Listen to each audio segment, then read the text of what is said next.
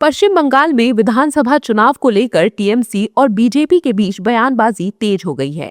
CM Mamata Banerjee ने BJP पर बंगाल को बांटने का आरोप लगाया है।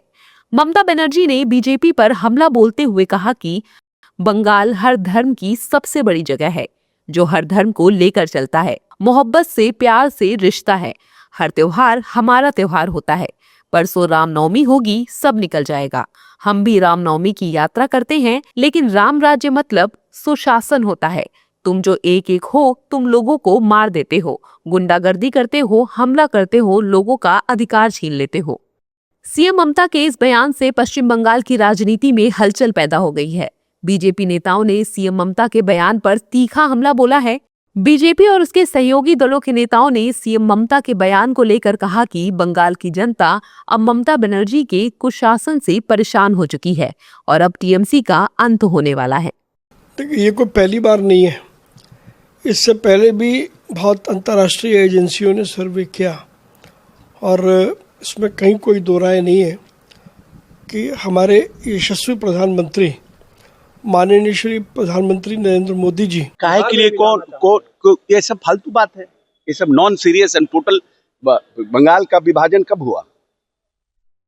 ममता जी को इतिहास पढ़ना चाहिए।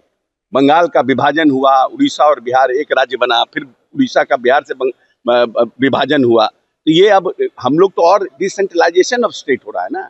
फिर बिहार से झारखंड अलग हुआ और बंगाल को बिहार में मिलाने का क्या कौन कहानी है? एक ऐसे ही रामनवमी का जुलूस उनको याद आ रहा है, रामनवमी पूजा याद आ रही है, सिर्फ इसलिए कि उनको एहसास हो गया है कि इस बार जो बहुसंख्यक हिंदू हैं, सनातनी समाज है, वो उनके तुष्टिकरण की नीति से रुष्ट है और इस बार ममता बनर्जी जी की जितनी विदाई होने वाली है वो तय है। ये कुछ भी आंसू बहा ले, लेकिन 15 साल का ट्रैक रिकॉर्ड जो इनका हिंदू विरोधी है वो तो बोल रहा है। देखिए, ममता बनर्जी और तृणमूल की सरकार जो है गुंडागर्दी की सरकार चला रही है और जब उनके गुंडागर्दी और टीएमसी के अत्याचार का आवाज़ उठता है तब वो क्षेत्रवाद, भाषाई, धार्मिक उन्माद फैलाने का काम करती है।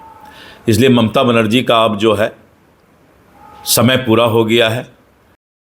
हालांकि विपक्षी दलों के नेताओं ने सीएम ममता के बयान का समर्थन किया है। विपक्ष ने ममता बनर्जी को आयरन लेडी बताते हुए कहा कि बंगाल में ममता बनर्जी सही ढंग से अपना काम कर रही हैं, लेकिन बीजेपी ये नहीं चाहती।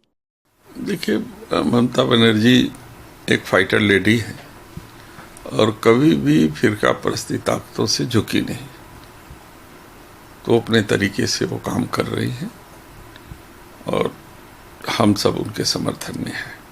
इस देश के दलितों को, इस देश के पिछड़ों को, अल्पसंख्यकों के मताधिकार के अधिकार को ये ख़त्म करना चाहते हैं और ये बिना किसी तथ्य के आधार पर आदरणीय ममता जी के ऊपर प्रहार करती। इस समय आदरणीय Mamata ji has become the iron lady of the nation. विधानसभा चुनाव से पहले बंगाल की सियासत गर्मा चुकी है। टीएमसी और बीजेपी का एक दूसरे पर आरोप प्रत्यारोप भी शुरू हो गया है। वहीं ममता बनर्जी अपनी जीत का दावा कर रही हैं और बीजेपी ने इस बार 4 मई टीएमसी गई का नारा दिया है।